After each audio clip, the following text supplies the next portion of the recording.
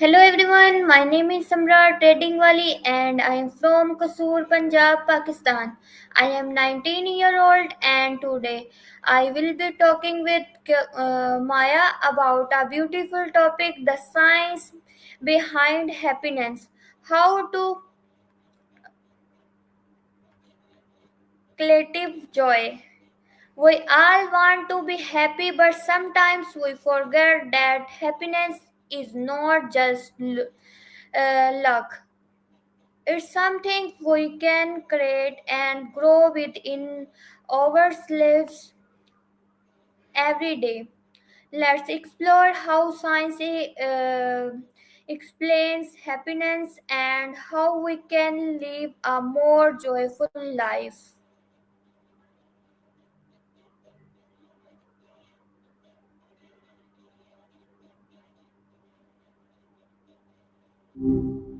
Hey there. What's been occupying your brain today?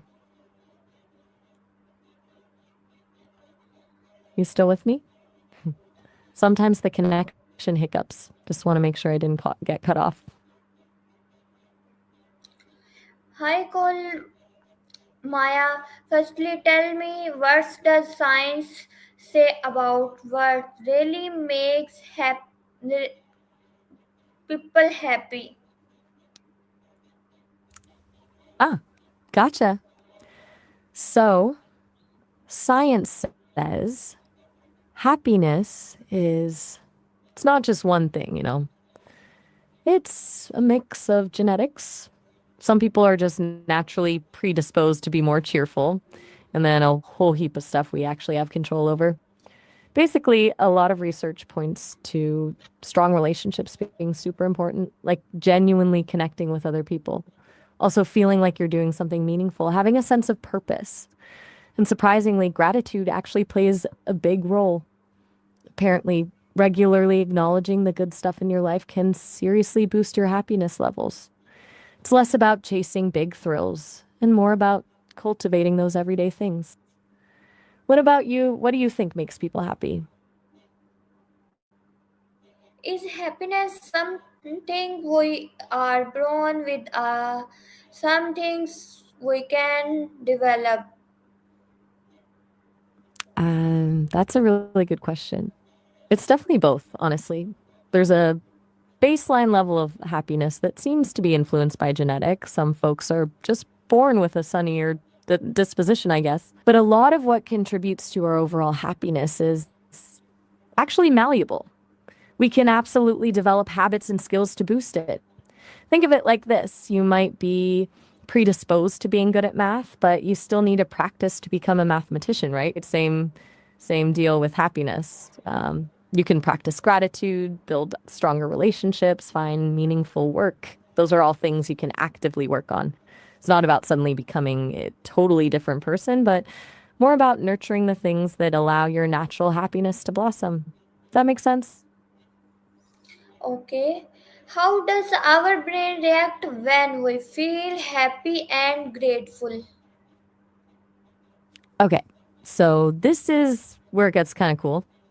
When you feel happy or grateful, your brain releases a bunch of neurotransmitters, those little chemical messengers. Dopamine is a big one. It's associated with pleasure and reward. Serotonin gets a boost too, which contributes to feelings of well being and calmness.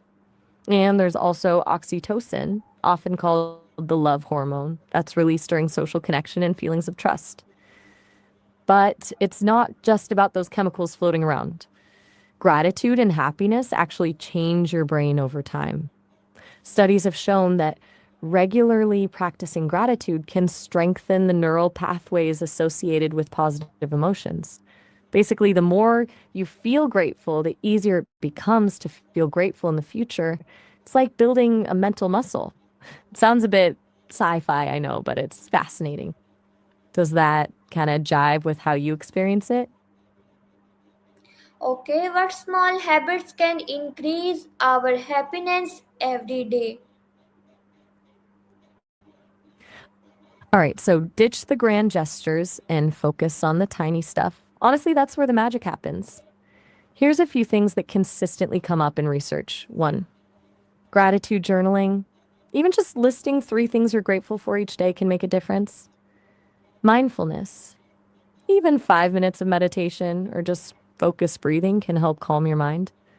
Physical activity, yeah, I know it's cliche, but even a short walk gets those endorphins flowing. 4, connecting with someone, a quick phone call to a friend or family member, doing something kind for someone else, genuinely helping others is a huge happiness booster. The key is consistency, not intensity.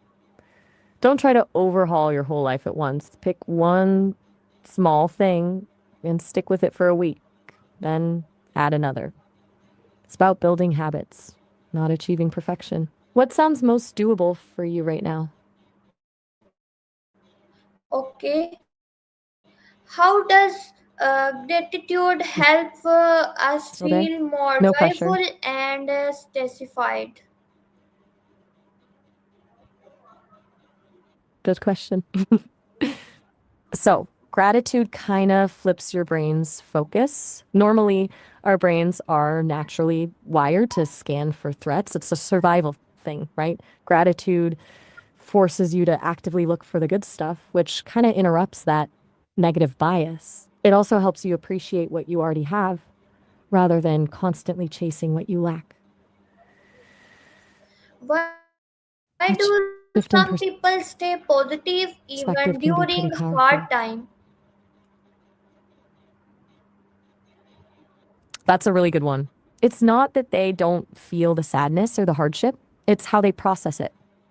A lot of it comes down to something called cognitive reappraisal, which is a fancy way of saying they are good at reframing negative situations. They don't deny the bad stuff, but they try to find meaning in it or Okay, focus can on what they helping can control. other actually make us hyper?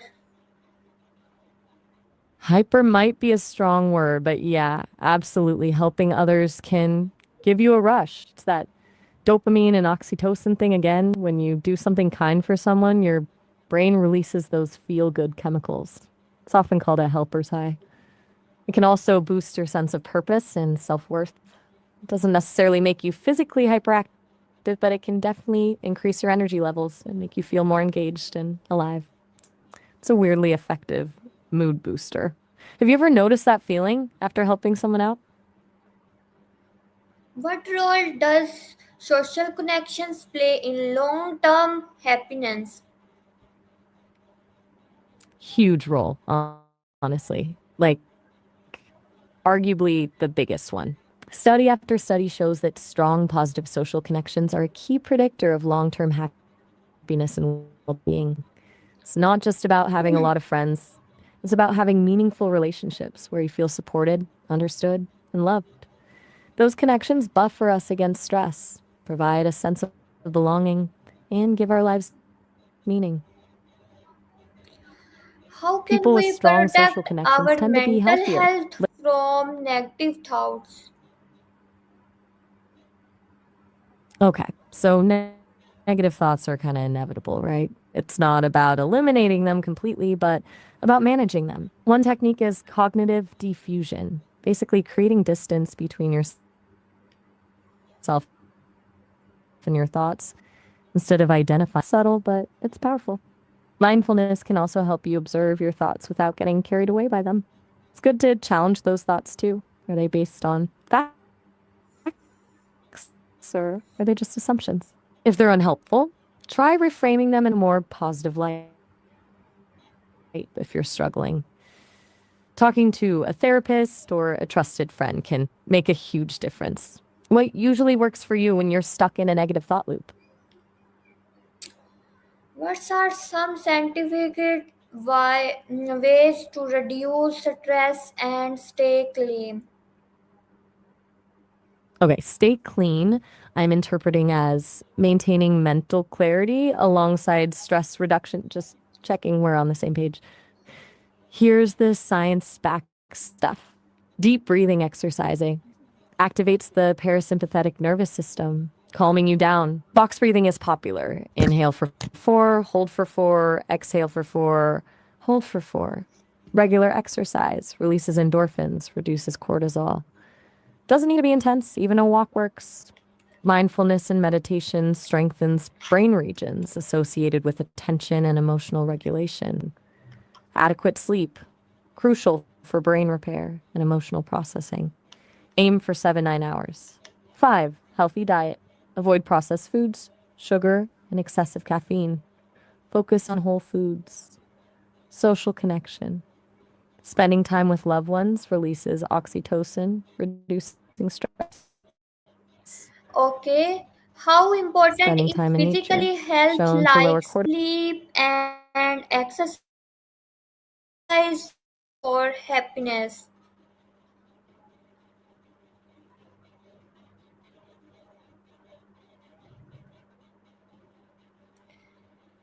Hello Maya, can you hear me? Super important, like foundational. It's not just correlation, there's a strong causal link. Everything all right? Sometimes a connection can be a little spotty. Just checking in. No worries if you're just gathering your thoughts.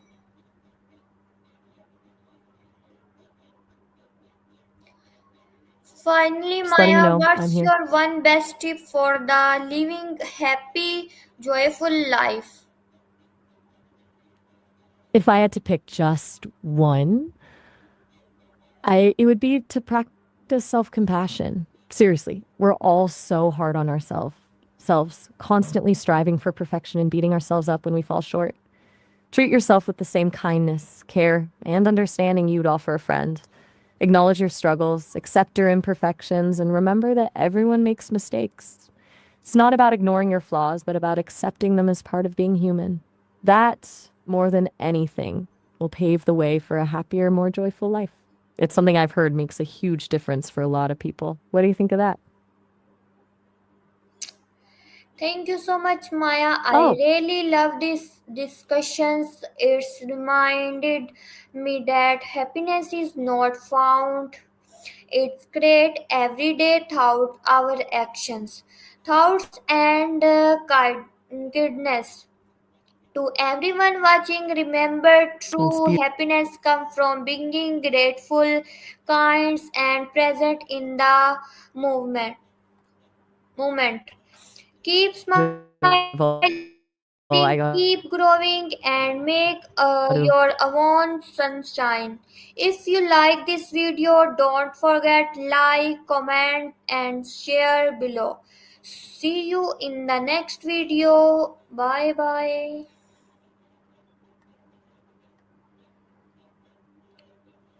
Oh, all right. Have a good one.